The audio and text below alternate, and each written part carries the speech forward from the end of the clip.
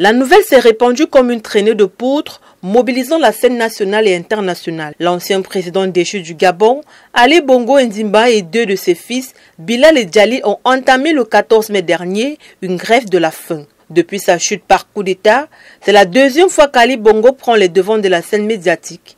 La première, c'était le 31 août, lorsqu'il avait lancé Make Noise, un appel visant à mobiliser la communauté internationale contre le coup d'État militaire qui lui avait ravi le pouvoir. Cette fois-ci, Ali Bongo a frappé un nouveau coup qui porte loin un message fort. Une opération de communication lancée par ses avocats depuis la France pour dénoncer la séquestration et les actes de torture que subiraient plusieurs membres de sa famille. Maître François Zimré et Catalina de la Sota ont annoncé avoir déposé une plainte avec constitution de partie civile à Paris. Cette procédure vise à obtenir la désignation d'un juge d'instruction en France pour enquêter sur ces accusations. D'après les avocats, Noureddine Bongo a été torturé à plusieurs reprises, battu avec un marteau et un pied de biche, étranglé, fouetté ou encore électrocuté au taser. Sylvia Bongo a non seulement été contrainte d'assister aux tortures, mais elle a également été battue et étranglée dans le cadre d'une dépossession sans limite des biens de la famille. Ali Bongo et ses fils Djalil et Bilal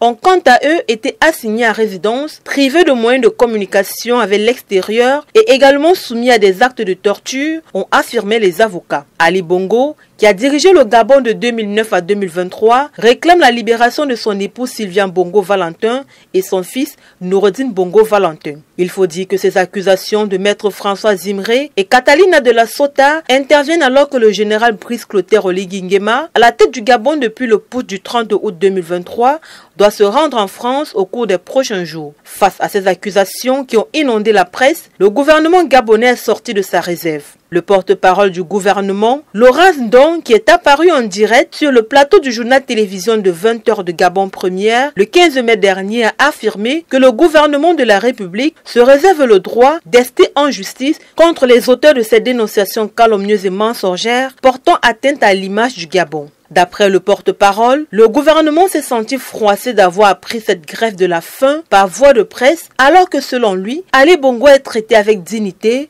et que son épouse, Sylvia Bongo Ondimba et Noureddine Bongo Valentin reçoivent la visite de leurs avocats et ont reçu récemment la visite du consul de France, parti s'assurer de leur état de santé et conditions de détention. Le gouvernement tient à affirmer avec force qu'ils ne subissent aucune forme de torture ou de mauvais traitement comme énoncé par leurs avocats. Le fait curieux est que ces mêmes avocats se plaignent de ne pas avoir accès à leurs clients et qu'Ali Bongo Ondimba ne serait pas libre de ses mouvements et en même temps, ils prétendent que Madame Sylvia Bongo Ondimba et Noureddine Bongo Valentin subiraient des actes de torture. Madame Sylvia Bongo Ondimba a recours à ses avocats. On ne peut donc pas parler de séquestration.